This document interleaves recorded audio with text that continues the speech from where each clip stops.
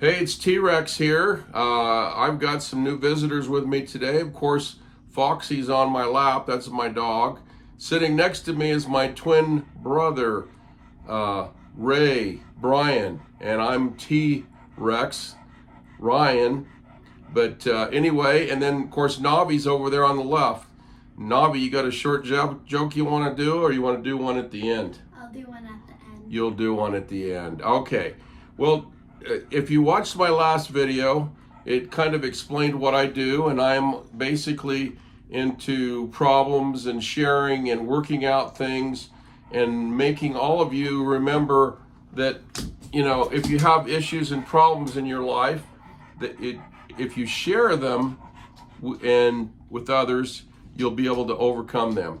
And that's part of my reasoning here to do this blog, is to get everybody to realize that all of my life experiences will help you out. Okay, and the reason I'm doing this is I care about sharing my life's experiences to, like I just said, to help you overcome yours and to prevent issues. Okay, well, and it does matter to me because like I said, I don't want you guys to make the same mistakes. Well, I invited my brother today because we're going to talk a little bit about some life experiences. And before we get started, I'm going to have Ray tell you about one of my dad's favorite jokes. This is our first joke to go out. So go ahead, Ray, and tell the joke. Well, one of my dad's favorite jokes was about Sister Teresa, and Sister Teresa was at the train station waiting for her train to depart, and she noticed over there by the train station that there was a little weighing machine, and so she went up and she thought, okay, I'll just put my penny in and I'll weigh myself while I'm waiting for the train. So that's what she did. She walked over and stepped on the platform, put her penny in, and the little ticket came out, and it said, "Your name is Sister Teresa. You are 100 pounds, and you're going to go on a train ride, and when you go back and sit down, you're going to pass a little gas." And so she goes, takes the little slip with her, goes and sits down, and sure enough, when she sits down, she passes some gas. And she thinks to herself, well, how does this weighing thing know about what I'm going to do? So that was really interesting to her. So she went over and she put another penny in, weighed herself, and the little thing comes out and says, "Your name's Sister Teresa, and you weigh 100 pounds, and when you go sit down, you're going to pass a little gas." And sure enough, she goes and sits down, and when she sits down, she passes more gas. And she kind of laughs a little bit and says, "Hey, this is real fun. I might as well go try it again and see what it says." And she does. She walks over and steps on the scale and puts the penny in, and out comes the little fortune and her weight, and it says, "Your name is Sister Teresa, and when you go and sit down, you're going to pass a little gas." And yes, according to what the little fortune and weight thing says, she goes and sits down and she passes a little gas. Wow, 3 times in a row. 3 times in a row it happened. So she thought, well, that's maybe a coincidence. So let me try it one more time. And she goes over, steps on the scale, puts her penny in, and out comes her little, note that says, "Your name is Sister Teresa, and while you've been farting around, you missed your train." Okay, that's the joke for the day today. This website and my blog just all happened a couple of years ago when I was 66, thinking about when I was going to retire. And I thought to myself, after doing some investigating into getting online, what my niche would be. And that was on emergency preparedness, life's issues and problems. And I realized that after doing some research and doing some study, that I had a lot to be able to explain and tell to people. One of the experiences that I've had in my life is to come to close to dying.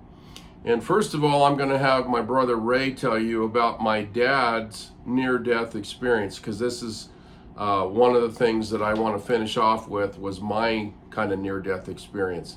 So go ahead, Ray, and just give the experience about my dad when he was 18 years old. So, or our dad when he was 18.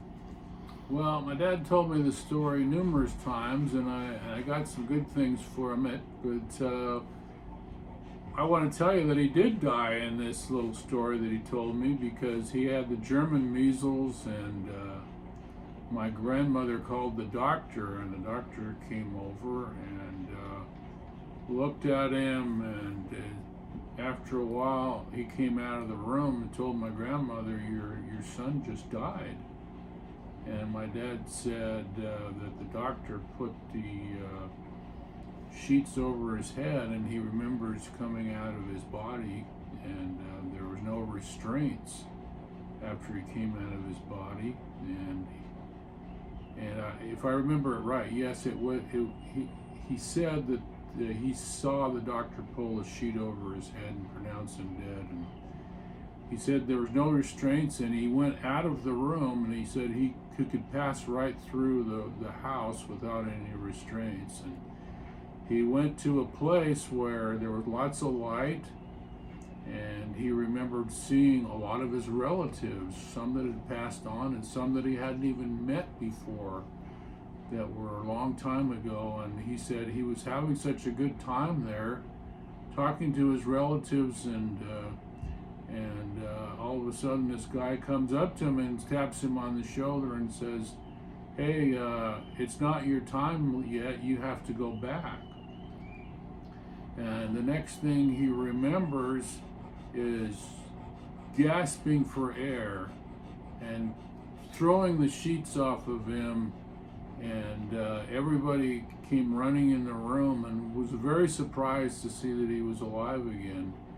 But my dad told me that he never had any reservation or fear about dying because of the experience that he went through with actual death. And so if any of you out there, are fearful of dying, from the story that my dad told to me, is that I never have had any fear of dying because of that story he told me either. So that's how it went.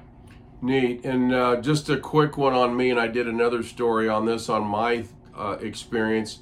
When I went overseas to Australia, the end of 1976, 2 weeks, like a week after being out, 2 weeks after being out, I was riding my bike down a hill, and I did this explanation. But basically at the bottom of the hill, it was dusk. This lady didn't see us, and she ran right over the top of me. I flipped into the windshield, and she hit the brakes, and I went sliding in the street for 30 yards. As soon as I was hit, I was basically knocked out. I was in shock. I didn't know where I was. When I woke up, I thought actually that I was dead, because it was pitch black all around me. My friend, or my companion, because I was on a mission then for my church, was screaming, says, "Elder Wilkin, are you still alive? Are you still alive? Are you still alive?" I finally got one word out and said yes, but they basically took me to the hospital. I spent 2 weeks in a World War II hospital where it was about 110 degrees with no air conditioning, and the rooms were separated by partitions. If you've ever seen those partitions in Sunday school or whatever to separate classes, that's how that unit was. And I was very lucky to survive.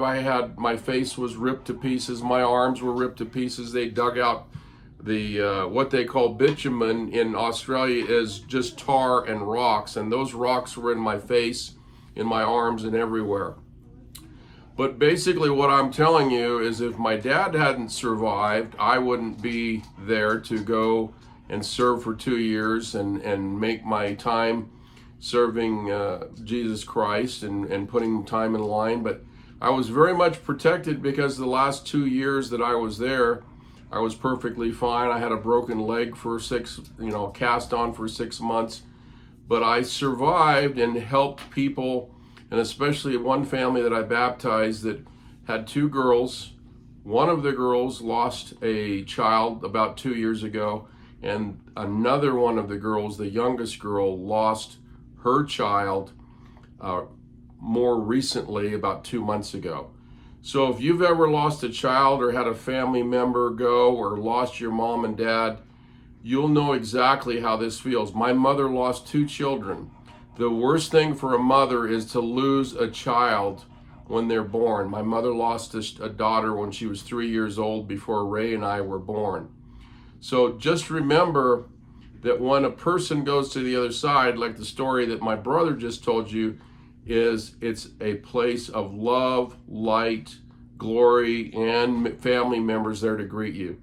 So if you've ever lost a child or somebody in your life that you love very much and you have a hard time, remember that story that my brother just told you about my dad passing away and coming back, and about how miraculously I was saved so that I could have family members and grandchildren. And if you remember Navi, who's sitting here over here on the left, she's the what number child, grandchild? 4. Number 4. So I have 10 grandchildren now. One was just born. And because I'm here, because I was miraculously saved, and because of the fact that my dad died and came back. So I want you to remember that when you go through issues and problems and shed tears, that when Christ died, his atonement paid for our sorrows, our sins, and our issues, our problems, and everything out there. Ray and I have seen that so much in our lives, it's crazy. We've had how many funerals in the last 20 years, Ray? No, let's see. We got 6, I guess. 6 funerals in the Plus last... Mom and Dad. Yeah, 6 funerals in the last 20 years, besides my next oldest brother and my mom and dad. Those are all in there. But anyway, drop me a note if you've had any life experience that's been bad or that you want to share that will give somebody, hope for life and to keep going. I want to actually testify to you that you have people that love you, even though they've passed on. They're up there rooting for you. They're helping answer your prayers. They're doing the things that you think that they may not be doing, but they're there for you. And I wanted to leave that with you. So share your biggest loss in your life, number 1. Follow me on Instagram here, besides there, at T-Rex_Ryan, RARYAN /digital, DIGITAL. Now, before we go, I want to give you an uplift again. And Navi, I think, has another joke to tell. Do you have one, Navi? Yeah. Can you tell us your joke before you go? What do you call a belt with a watch on it? A belt with a watch on it. I don't know. What do you call a belt with a watch on it? A waste of time. A waste of time. Okay. Drop your information to me. Follow me on Instagram, because I'll be posting stuff on emergencies, some checklists and stuff like that. And give me your experience in your life that you've had that is either a death experience, or share with us one of your experiences that will help someone else out. And take care. You're loved. There is a Father in heaven that loves you. You're all children of God. So take care and be watching for the next episode. Have a great rest of your day.